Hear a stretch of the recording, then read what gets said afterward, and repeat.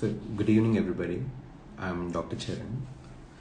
Um, I'm here to talk about what are the physical and psychological effects of premenstrual syndrome, which is popularly called as PMS. We have Dr. Swapna with us today. She is a gynecologist and she's a reproductive endocrinologist from Hyderabad. So we'll wait for her for a couple of minutes. So we can meanwhile, if you have any questions, you can post them, you can ask, and we'll try to solve them during our conversation.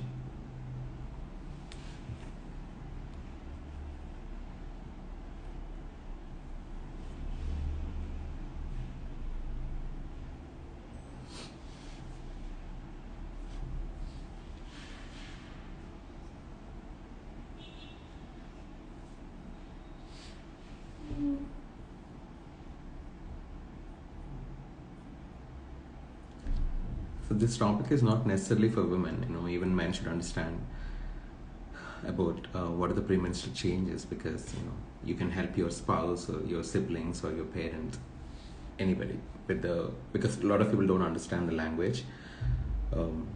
So because you do, you can help people around you, women around you, with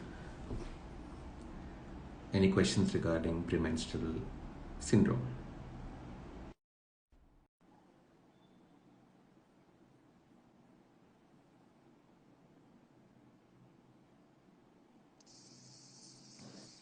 Hello. Hi, Charan. How are you? I'm good. How are you? I'm good. I'm good. So, yeah, I'm sorry to interrupt you. Carry on. No. I'm done. I'm actually waiting for. I was trying to pass time till you join us. Okay. Yeah. Okay. I'm So seeing we have 7 viewers right now. Is that right? yeah. But we'll save this later. So I think people will see, but they won't be able to ask questions then. Yeah. So uh, hello everybody. We have Dr. Swapna here with us. Hi. Uh, Hi. So all my guests, they introduce themselves. Do you want to introduce yourself, because you'll be able to tell better? Okay.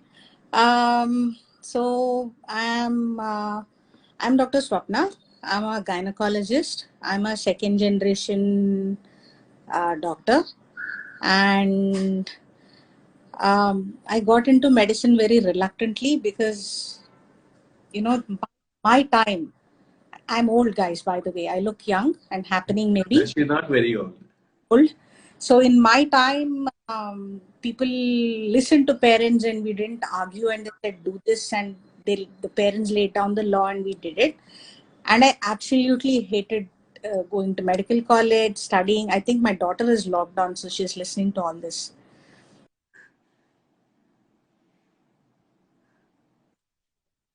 Let me not talk about too many things. But then as I did and I started practicing, I also find that I'm a big time feminist. So I like working in a women's specialty. I like helping out and listening to their problems. Some days I'm a little mean, but we're all humans. We have bad days. And then there is also probably my PMS days going on. And I'm extra mean and less, patient. But yeah, but then I now like what I do. I work in Swapna Healthcare. I've been working there for the past 17 years. So that's it. And I've been a gynac for now 23 years, 24 years. Wow. Probably for 30 years. So yeah, told you guys, old. Yeah. Actually, you didn't hear introduction. A lot of people know you. You're very popular, but for people who don't, because we have people from other states and things like that. That's why I wanted an introduction. Yeah. So we are obviously here to talk about PMS. PMS, I think, is a very widely used word. People like how people say OCD, Yeah. PMS. These words have become very English. They're not no more medical. Uh, Sharon, don't diss the OCD word, okay? I like it because it Okay. explains things I do. Hmm. But then, what I find is when there are psychological problems going on, Hmm. it is like the flip side of the coin. Hmm. Hmm. Hmm. You're Hmm. persistent. The negative part of it is you're stubborn and you're immovable. Hmm. Hmm. being persistent is good, but when it goes and crosses the line a little bit, it becomes. So yeah, so PM has become part of it. But if you just look at, see, you're a psychiatrist. So probably your mind is filled with PMDD. Yeah, we'll talk about that. Not, Yeah. yeah. So when we read our books, the gynec books, and when we listen to women, PMS is as common as 90% in the general population. As common as 90%. So it's like I tell my pregnant girls, you're pregnant, you're complaining of nausea, and tell them welcome to pregnancy.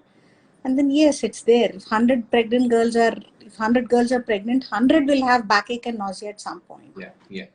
So if there are 100 women who are menstruating at some point in their reproductive age in the menstrual cycle, which is lasting from puberty to menarche, at some point they are going to have PMS. Yeah. Nobody's life is like a national highway, or I would say the German roads which have no speed limit, and you don't feel like a flat soda. Yeah, and nobody's life is like that. Everything is like, everybody's life is like Indian roads. It's full of bumps and lumps and speed breakers. Yeah. Traffic lights which don't work.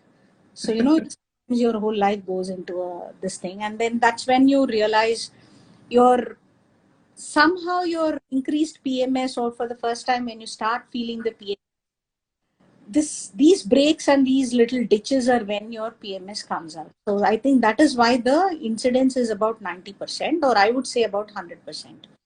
But as you said, there are absolute definitions for calling it PMS. It says you have to have the same symptoms, you have to have them for at least 5 days in a month, and they have to repeat over 3 cycles at least to be labeled as PMS.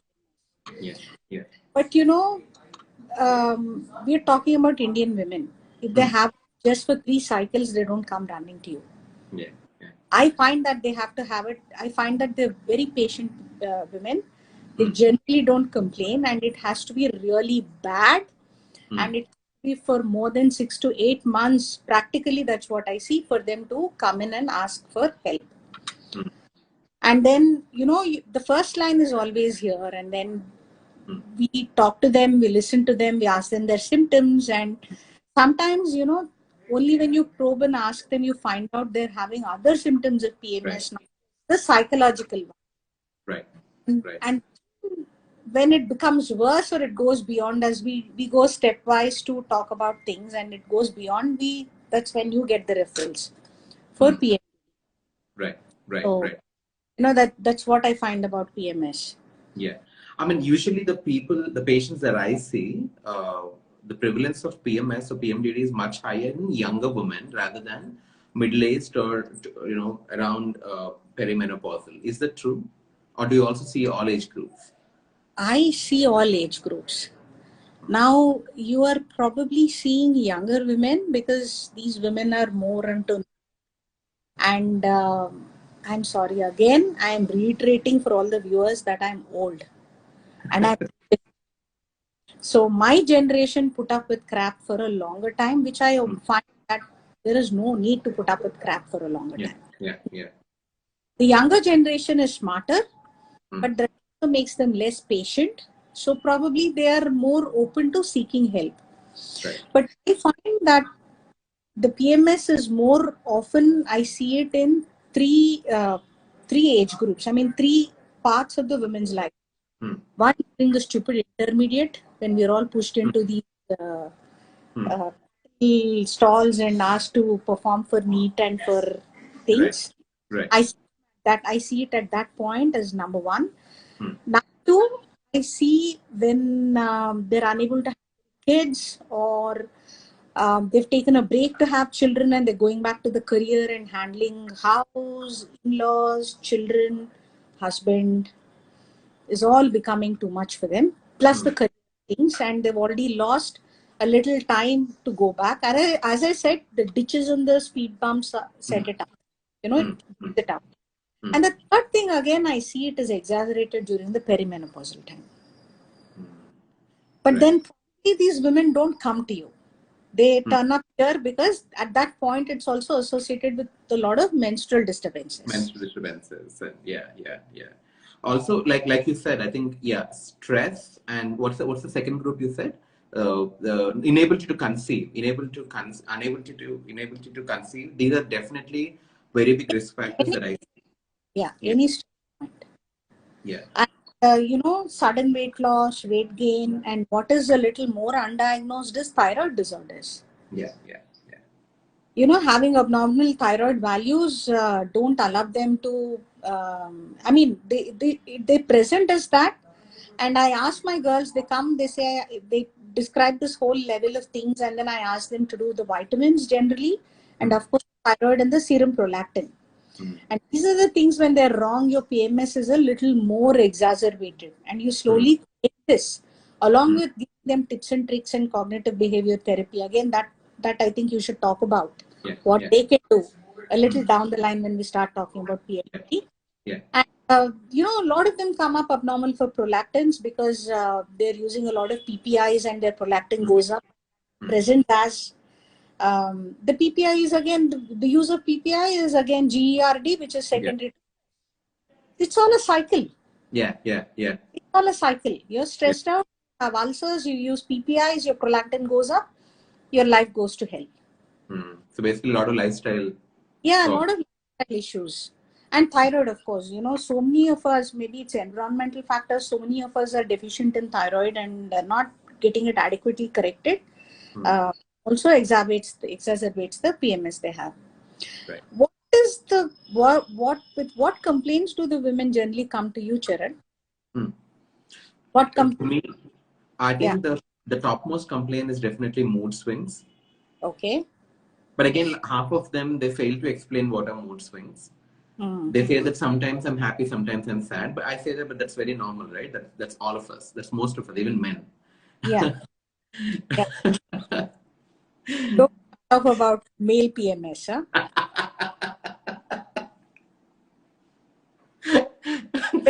Go down. That's a rabbit. That's another topic, a long topic rather. Absolutely. And andropause. Get lost in the wonderland, please. About mood swings in women. Yeah. Mood swings is definitely the commonest presentation. A lot of them come with fatigue. Both physical fatigue and mental fatigue. Because I work in a IT area, people with my patients are mostly IT professionals. They come and say that I'm not able to concentrate during these 3 days or 4 days or 5 days. Absolutely no concentration. And irritability is one of the primary concerns, but they don't think so. Their spouses come and tell me that she's very irritable, she's very cranky. Usually she is not, but now she is more irritable. These are few, and a lot of people complain about increase in appetite. Yeah. And physically, they'll have bloating. I want you to talk about the physical symptoms. These are the common symptoms that I see. Crying spells, unprovoked crying spells without any trigger. Yes. Right? This is what I see. Also, lethargy. Yeah. Very lazy, not wanting to do anything, amotivated. These are the symptoms that I see. What are the physical symptoms that we see that you see usually? So, the PMS does not leave a single organ. That's what I've realized. Yeah, true. Right from, I think we'll start from the feet. It's easier because the head involves a lot of things. Yeah. So they have pedal edema. Their nails are very brittle during that time. They have water retention. They have pelvic pain. They have, of course, bloating. And a lot of them have severe constipation during the preceding 5 to 6 days or a week before the menses. Some of them vomit the 2-3 days before the periods. So you have the GI symptoms. Then you have the skin. You have acne. You have increased bruisability. A lot of them say, very often just before my period, somebody holds me hard and then I bruise. But that is known, and why it happens again. See, to explain all the symptoms, even science doesn't know why everything is involved in this. Why GI tract is involved? There are a lot of theories. And my theory, my observation is that when there are a lot of theories, that means we actually don't know why. Right. That's when you have so many theories. Yeah. Then you have respiratory problems. The asthma gets exacerbated. The constantly wheezing, or they develop allergic rhinitis. The allergies become more just before your periods come. There are vision changes. Some of them, the sight changes, and they cannot tolerate the glass 4 5 days before the period. These are all a part of PMS. A lot of them realize that these are happening, and they just say, "I get very irritated with my glasses before the periods." Just the vision has changed slightly. Again, why it happens, we have no clue. And there's decreased coordination, and as you said, a lot of them have food cravings. Yeah. And a lot of them also have increased appetite, and they all want to binge. You also have cravings for alcohol and smoking if you were used to that, Already, which actually makes the PMS worse. The hangover and the smoking and the vasospasm makes the PMS worse, which you don't realize because the voice in your head is always telling you to have a drink. Maybe you'll relax having a drink. Relax, yes. Yes, but sadly it doesn't work like that. The next day is worse and you're more irritated and you find more faults in your life. And there is also decreased libido. They have hot flashes. 2 days before, everything feels hot and they have hot flashes. These are all the other somatic symptoms. What you described are the mental symptoms of PMS.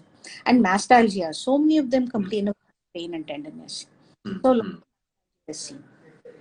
So how would you evaluate? What would you do when they come to you? Do you distinguish between PMS and PMDD? And if you do that, how do you do that?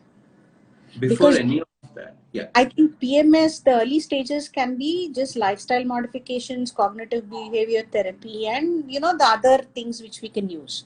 But PMDD, I think definitely you need to address it with pharmacology, with medicine. Medication. So how would you differentiate between PMS and somebody who goes on the lesser side, and PMDD, somebody who requires medication?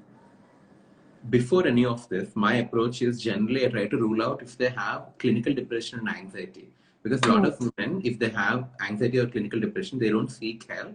When they get exacerbated around their periods, they come, and most of them are misdiagnosed as PMS and PMDD. So first I rule out clinical depression, clinical anxiety. Then I rule out if there are any psychological stressors that are just worsening the whole PMS zone. Like a lot of patients come and tell they don't want to conceive, but there's a lot of undue pressure from in-laws or even their own parents, and sometimes maybe even spouse to conceive. That is one major problem. And a lot of women with dysmenorrhea also come with very distressing symptoms towards PMS. But again, dysmenorrhea is, for people who don't know, it is lower abdominal pain during periods, a cramping kind of pain. Yes. These patients come. And but again, if you see, lot of hypothyroid symptoms have the same spectrum as PMS and even depression. Yes. So yes, so we don't. People just think when we say you have a thyroid problem, they always think that I'm not fat. I don't have a problem. They don't realize that thyroid is such an important hormone and it plays a role in your. That's the first thing we look at when they complain of postnatal depression also. Yes. Thyroid needs to be looked at very, very seriously.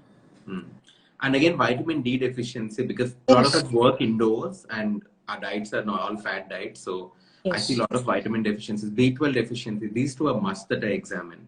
Even calcium deficiency causes a lot of PMS symptoms is what I see in my patients. But these are evaluate, and then like you said, if they're just a PMS, it is lifestyle modification and CBT. And sometimes I refer them to a psychologist because they require a lot more time. If it's PMDD, they have to be absolutely on medication because they come with severe symptoms and almost suicidal intent and death wishes and things like that. Yeah. I have a question for you. Because in our textbooks it says that at least 2 to 3 consecutive cycles people should have symptoms. My question is, do they have to be consecutive cycles, or they can be widely distributed across 3 normal periods and then one period with PMS symptoms? So why they said that is every month when you're developing your follicle just before the egg is released, it's not that every month the follicle grows to exactly the 2.6 centimeter size and then the egg is released. Right, right. Sometimes you have unruptured luteinized follicle which secretes more progesterone. Sometimes you have a larger Graafian follicle and then it doesn't collapse immediately and become a corpus luteum or an albicans. So it is still secreting a lot more progesterone. So if it is not your consecutive cycles, then it could be one of those which you've missed. Yeah, yeah. You should not immediately call them and say label them. Or it could be that 1 month she had an extra stressor and it is not the regular PMS which is there. Because the definition of PMS is when your hormones are not treating you well, which if they're not, they will not treat you every cycle, consecutive cycle. It will not be once in January and once in May. Yeah, yeah. So that's why the definition is 3 consecutive cycles to label it. So generally when they come and say this month I'm feeling like that, I just send them back and say, watch for another 2 months and maintain a diary. And if they're happening for 3 to 4 months, come back and let me see how I can work with you. And as you said, I do the prolactin, I do the thyroid, I do all the routines. I sometimes like to do a scan because I want to rule out any cysts which are, containing progesterone. Because now whether it is estrogen, progesterone, what actually is causing it is again a lot of technical discussion. Yeah. So, but sometimes when they have large ovarian cysts for 4-5 months, they also complain of this physical symptoms and that more irritability, a lot of acne. So, and then I start off with the least amount of thing. My favorite thing to do is tell them to avoid coffee, start exercising every day. Maybe the few days before the period, try and eat more complex carbohydrates. Yeah, yeah. Because whatever we talk about, we end up talking about serotonin, which is there in the brain, which is going to bring your PMS down. Yes. And I remember you talked about fatigue and body pains. So, these are the same symptoms for depression also. Yes, yes. And everything goes back to serotonin, which is the baseline neurotransmitter, which is actually a little lacking. When it is caused by the hormonal imbalance, we call it PMS and PMDD. And when it is caused by something else, which has no reason, we try and give them SRIs and try and stabilize it. Correct. So the more natural way of doing this is to give them the tryptophan releasing things. Like complex carbs, your potato, your mashed potato is an amazing thing, your brown rice, your whole wheat pastas, your whole wheat pizzas, your brown rice. These might help you, in portion control, not binge eat. That's another thing you tend to do. My favorite PMS food is a whole big plate of white rice with avocado in it. That's any day for me then. And kodugudu karam. You know what Annie makes kodugudu karam? That is why I analyze this. The white rice is setting off the tryptophan. It's secreting this. Makes me feel good when I binge eat it. And the chili. It stimulates the endorphins. Right. You feel good when you eat it. Right. That's my go-to depression food. My feeling low food. Right. But if you binge eat it and don't have portion control, you're again going to gain weight and become bloated. Then I try and give them calcium and magnesium supplements, which you also talked about, and eating primrose oil and vitamin E. Now, if you ask me, are these all proved? Don't know. Are they placebo control trials? Some say yes, some say no. Then chasteberry and ginger. These are a few things which work. They're all expensive medication. They are expensive. But you can try them. There is no harm. At least they don't harm you. More than any of this, I tell them to exercise regularly, eat mindfully, and chill. I tell them work on yourself. Try and figure out what the stress point is. Generally, when you're very stressed, your PMS becomes worse. And of course, painkillers for the mastalgia. If it is really that bad, I generally am a little hesitant about using diuretics. I don't like to use it as the first time because, it end up with potassium loss and stuff. Yeah. Then if none, I tell them do this for 3 months, lose a little weight, get your inflammations down, come back after 3 months. If this is all not working for you, then I'll put you on something else. And that is when I think about hormonal contraception, the combined oral contraceptive pills. There are a lot of other things also which are available, like danazol, GnRH analogs, but that's a complicated thing to get into, and they have a lot of side effects. So that is not something I would do as my first line. Yeah. Contraceptive pills, especially we have the new one with drospirenone and everything in it, which also has an anti-progesterone, aldactone, aldosterone kind of action. So it doesn't cause the bloating. It helps with the excess weight gain. It doesn't allow you to gain weight. In fact, you lose 1 or 2 kilos on this contraceptive pill. And the pill is a monophasic pill, so it's the same estrogen progesterone concentration throughout the month. So it maintains their mind and their endorphins and their transmitters without any ups and downs. Because what we're talking about PMS is the sudden withdrawal of progesterone and estrogen, or increasing levels and the sudden fall. So the combined contraceptive pill does help a lot of them, and they become less moody. But I tell them that if they are not working on their lifestyle and their stress levels, the moment this is stopped, everything will come back, and it will come back with a vengeance. Because you've already been used to this luxury all these months, and it comes back with a vengeance. So anything else different you would do? Before that, so what I want you to stress again is about diet, because I know a lot of my patients, because they're younger women, they're very body conscious and self-image conscious. They think that, because I bloat during, the premenstrually, so maybe if I starve myself with a diet, maybe I won't gain weight. But they tell them the symptoms get worse. Eat complex carbs. And I tell them, just like how we tell diabetics, right? Eat multiple meals, not just like 1 or 2 large portion. So what I call it is mindful eating. Mindful eating, yes. Yeah, mind what you eat. Don't not eat, but do mindful eating. Don't make the pendulum swing to overeating and binging also. And as I said, not starving yourself. But that's a very good point, because they do that. They bloat and they gain 1 or 2 kilos, and the scale freaks them out, and they go on a diet, which actually makes their mood swings and irritability much worse. I tell them bloating is mostly by the water retention. So you starving yourself is not really gonna do any wonders to you. Yes. Yeah. And do you see any interaction between worsening of symptoms with the keto diet and intermittent fasting? Because a lot of people are into it. I kid you not. So I actually think the intermittent fasting will stabilize their moods better. Okay. I don't know why that happens, but if they're doing the 16, is it the 16-8? Yeah. If they're doing the 16-8, I find that the girls who are doing the 16-8 become much more stable. What I think happens in the intermittent fasting is that your inflammation comes down. Right. We are using so many preservatives, so much of carbs, so many of us are overweight and obese. And the more adipocytes you have, the more inflammation you have in the body, and everywhere there is water retention, your small joints. And the intermittent fasting, I think, helps with that inflammation. As the inflammation comes down, I find that the girls who are on these intermittent fasts actually will start doing better with their PMS. And that they're all also a little more mindful about getting regular exercise. Keto, I don't know.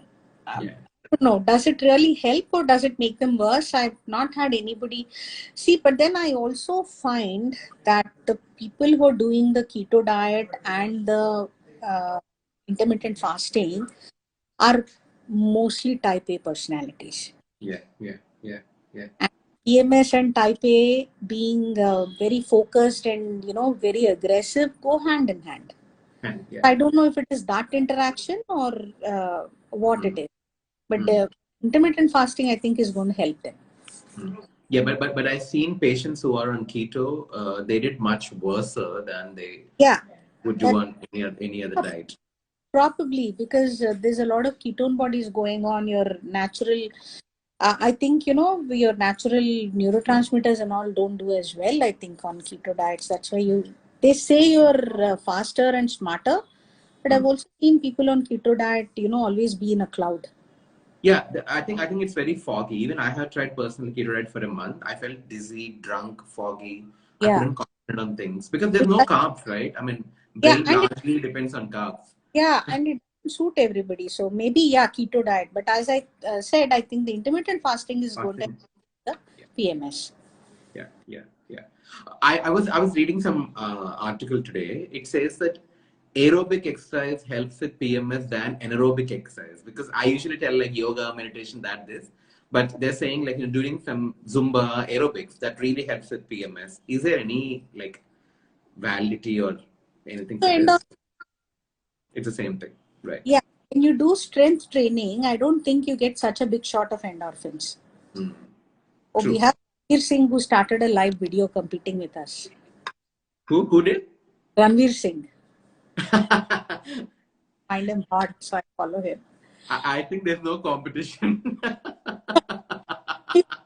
A few viewers we have, we're going to lose to Ranveer Singh. We're gonna lose to him, no? Yeah. If I was not speaking, I would also click out and go see what Ranveer Singh is up to. Maybe catch a glimpse. I hope he saves it then. Yeah. So, what were we talking about? See, I totally got distracted by Keto and intermittent fast. Yeah. So I Sorry. We got into aerobic and anaerobic versus anaerobic exercise. Yeah. So with the aerobic exercise, there is a bigger release of endorphins. Whereas when you do your strength training and your heart rate doesn't pick up that much, then there's no endorphin release. So yeah, definitely aerobic exercise is going to work with you. But Charan, why are you dissing yoga? You do Surya Namaskaras about 100 and very fast. That is better than doing Zumba. That's also tougher. Yes, it's tougher and it is better than doing Zumba. Of course, I mean, if you ask me to choose between Surya Namaskaras and Zumba, Zumba is more fun. my heart will choose Zumba. Zumba is more fun. Yeah. But my heart says Zumba. Yeah. You pick what you like so that you enjoy doing it. And when you enjoy doing it, you continue for a longer time. You don't give it up. So what I tell patients are, if you have more of depressive symptoms, like if you're feeling very low, lethargic, go do your aerobics. Yeah. But if you're restless, if you're anxious, if you're irritable, the other spectrum, I tell them to do relaxation such as yoga, meditation, because it calms your nerves. Yeah. So I tell them like you can do a combination of this and that. So I tell, I mean, mostly that helps, I guess. Yeah, I think that's a good idea to see what kind of symptoms they have and then to deal with it. Yeah. Had any patients who have such severe PMDD that they tell you that before your periods, I actually have suicidal thoughts? No, I mean, not PMDD is not as common as PMS, obviously not. I also see patients with the family history of depression, family history of any neuropsychiatric problems. They do come with PMDD rather than just like a random, person. Besides this, do you think we should tell people about what foods to avoid during PMS? I can think of alcohol and tobacco. What do you say? I tell people to eat a balanced diet. Nothing really to avoid. If you're craving an ice cream, just go, but don't have a whole tub of ice cream, like you said, mindfully.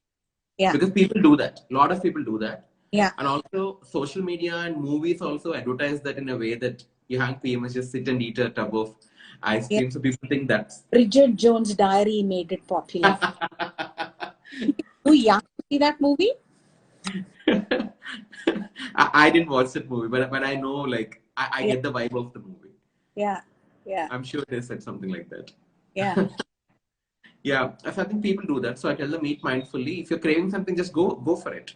If you're on diet, it's okay. Go a little, don't go all out there, but at least go satisfy your cravings. Yeah. Don't starve yourself more is what I say. Yeah. So it's just that 2-3 days they have to deal with. And if eating an ice cream is going to make you feel better and you're worried that you're gaining weight, the moment your period starts, your 1.5 kg weight loss automatically happens by day 2 of periods. Hmm. Whatever regain, you've bloated and you've water retention, it goes away just like that. And start your diet again. You need not make sticking to the diet another sore point and get more worked up about it. You can always push it, and then you probably maybe do a liquid thing, or maybe you increase your intermittent fasting to. Is there a 19 and 5? I think there's a 19 and 5, right? There's all sorts of things. There's also 18. There's 18 and 6. There's 19 and 5. There's 20 and 4 also. Okay. Oh my God. As long as people don't do 24 and 0, I'm fine. Yeah. That'd be bad. That will be. But that's probably your 5 and 2. Yeah. So fasting days and eating for 5 days. Yeah. Maybe. Yeah. But again, people about intermittent fasting. I mean, I know the talk is not about that. But what I tell people is, they say fasting and feasting. It's not feasting. It's still eating healthy. Yes. I'm glad you made that point. Yeah. It's not that you fast the 16 hours and then you start off with beautiful, nicely iced cupcake. You don't, yeah. Yeah, you don't. So I tell that to patients. Also, if you have a patient who is a hypothyroid and also coming with PMS symptoms, would you largely attribute the symptoms to thyroid or PMS, or it's just exacerbated the PMS, the thyroid exacerbated PMS? The thyroid exacerbated the PMS, and they would also come with menstrual irregularities. Yeah. So then my favorite thing would be to put them on a contraceptive pill, which will take care of their mood disturbances, the menstrual irregularities. Start the thyroid supplement, give about 3 months, and then take them off the pills and see what happens to them. Yeah. And I find that very often that works very well. It does. Yeah. It does wonders, actually. Even people who come with depression, I do thyroid levels and just put them on L-Throxin. Without an antidepressant, they do wonderful. Yes. Absolutely. Yeah. Done that. Yeah. Also about libido, right? I mean, again, just like appetite, even libido has extremes. I know a lot of people who come with a lot of libido during PMS, and some people who come without absolutely no libido. Which presentation do you see more? More libido, less libido? So I probably don't hear a complaint about more libido because they're enjoying themselves. Yeah. The complaint I listen to is loss of libido, but they're so irritable. They say, I don't care about the libido part of it because I'm just trying to keep myself from killing my husband and my children. So, yeah. But then, it's cognitive behavior therapy, calming down, and then will fall into place. Actually, a couple of patients, what I realized was not everybody, I mean, just 2 or 3 patients, that they don't have PMS symptoms, but I think they were using that it as a comfort blanket and being snappy and irritable to a lot of people and saying that I'm PMSing, which is in turn... You finish. Yeah, which is in turn disturbing their interpersonal relationships at the work and even at the home. That's again coming back to them in a negative way. So I tell them, try to see. It's not that every month, every period of your life, you'll have these symptoms. And if you are, then, we'll have to look for other psychiatric problems. We can't just put it as a blanket of it's just periods and periods. So do you see that? Do you see people using it as a comfort blanket? You just saved yourself. I was going to say, what the hell, man? You're a man. Live for a month and see what's happening. I mean, your hormones same the whole month. Are going up and down. The brain is changing. Brain is constantly changing. Body is constantly changing. It's like every month is new. So I was going to, scream and then just walk out. But you just saying that, look at problems. Yeah. So if they're using that as a blanket, because in India, reaching out for treatment of anxiety or depression is taboo. Indian women don't do that. So why not use this as a blanket for a while we work on other issues? Other You know, issues. there could be domestic abuse going on. There could be Yeah. a mother in the house who is, screwing up their life, ill-treating them. They, I also don't hear anybody talking about it, but there is a lot of psychological abuse. Yeah. Just because you're not beating up somebody doesn't mean that you're not psychologically abusing them. Yeah. So maybe, this is our in to say, all right, you're having all this, but what else is happening with you? What else is wrong at home? What else is wrong at work? And maybe we will find out more information. Yeah, yeah. I mean, I'm glad you brought up the topic of abuse because I see a lot of patients. I read it in the books, and I'm also seeing now with child sexual abuse, they come with menstrual irregularities, uh, including PMS and even PMDD. But then again, that on further probing is what I would know that they were sexually abused by Yeah. not everybody. Yeah. Yeah. So, as I said, they come to you with something, but then as a doctor, you as a psychiatrist, it is your responsibility to figure out why is it that they need to use a safety blanket. Yeah, true. Isn't it? Yeah, yeah. Please, I told you right at the beginning, I'm a feminist. I'm a feminist too. Ask Satya what feminist our whole family is. You I married. know. I'm part of your family for 4 years. I know. Yeah, we're aggressive feminists.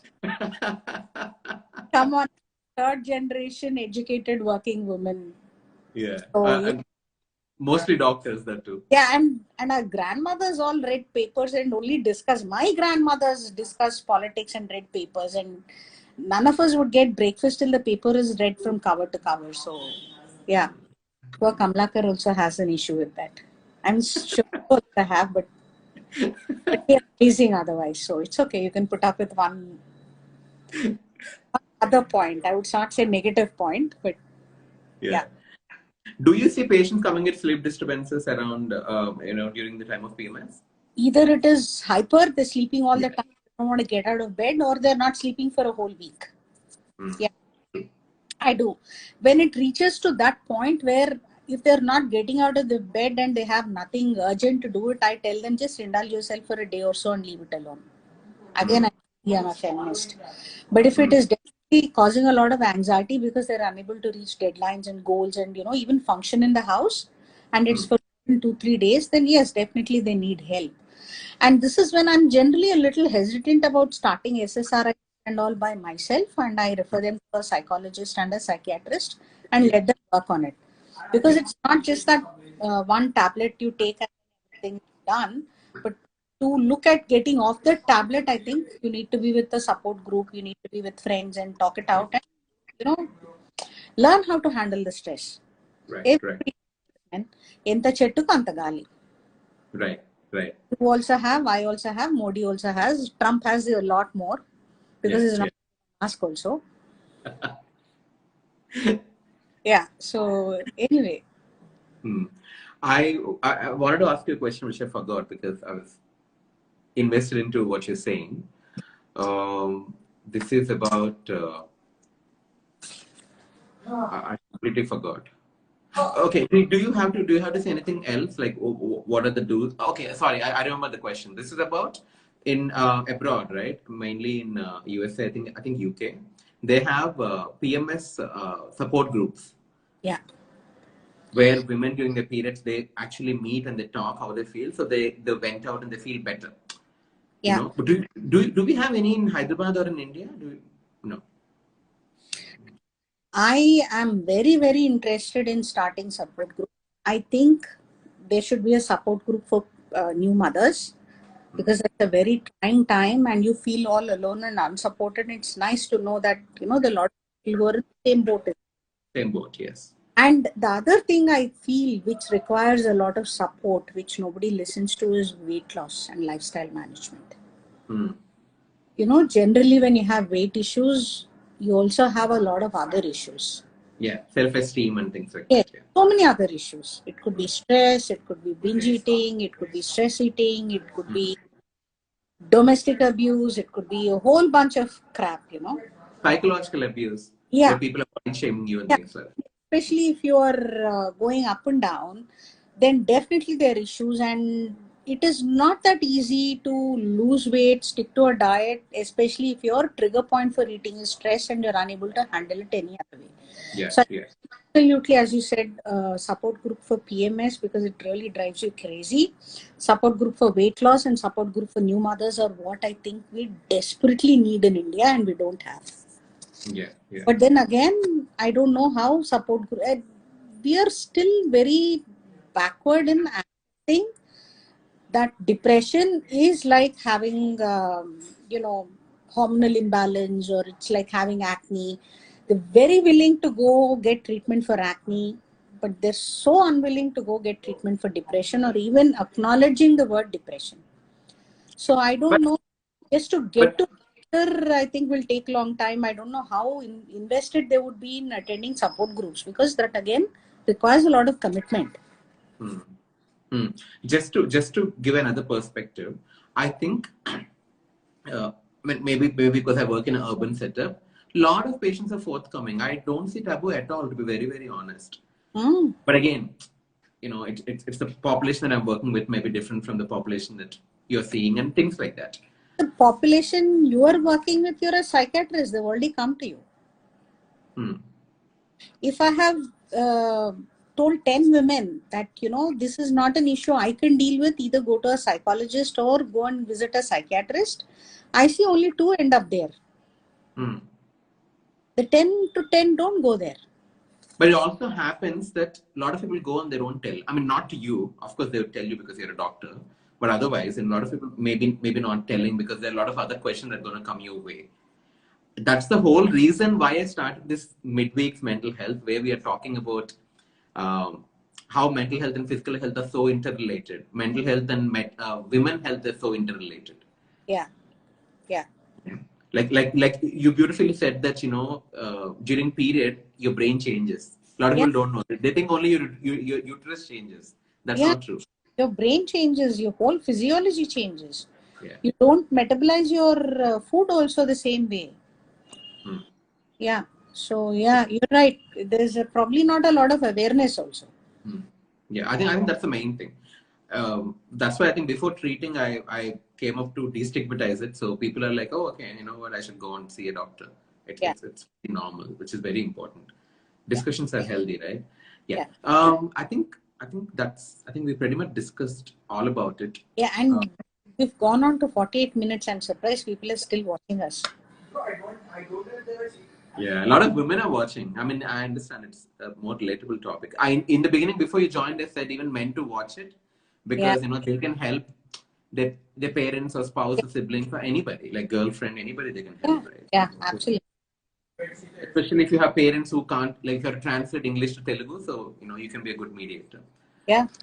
I don't see much questions. I see some other questions about COVID, which I think I'll refrain for now. Everything is about COVID now, so. Oh my God, yes. Yes. Yeah, safe to say that COVID stress might be playing on your periods also, like. Absolutely. True, right? Absolutely. Yeah. That's like all pervasive. Just today I put in my friends group this code on my mind. Just ignore me for 2 days. Also, I think last thing I want you to tell people is dehydration and how much water intake should be there around during the PMS period. 4 liters a day. At least 4 liters a day. Right. Yeah, because they're bloating, there's water retention, they drink less. And, the most stupid thing to do, I tell them don't do that, because the day your period starts, it's all going to come out. Yeah. Yeah. Well hydrated will help you definitely. It also helps the brain, not just the body. Yeah. Yeah. Because one of its main fuel. And Indians don't have good habit of drinking water. We eat 3 times a day and we drink 3 times a day of water. I tell my patients how many liters do you drink? They're like 3 glasses, no liters. I'm like, oh wow. Yeah, I think that. So sorry, did I cut you? Were you saying something? So I'm not seeing questions. Are you seeing the questions? I think we were so wonderful or people understood nothing. That's the usual. I'm sure people understood a lot of things. But people are going to watch it later when I save it. So probably then we'll see. Is there anybody cursing us? No, nobody's cursing us. Sorry.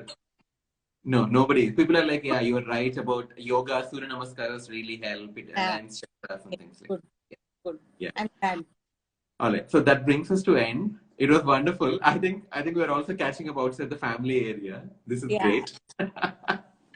This is good. Thank you so much. Yeah. Someone said, yeah, we understood. That's good. Hi. Yes, I'm seeing that now. Yeah, we understood. I'm glad. Yeah. I'm glad too. Thank you so much, Sonia. I don't know if I should call it Sonia or Dr. Swapna. Thank you so much, Dr. Swapna. Yeah. No problem, Sharon. It was fun. Yeah. Yeah, I'm Yeah. going to save it. If any of your patients want to see, they can always come and see on my page. Yes. All right? Have a good night and happy baking. You too. Happy painting. Bye. Thank you. Bye. Bye-bye.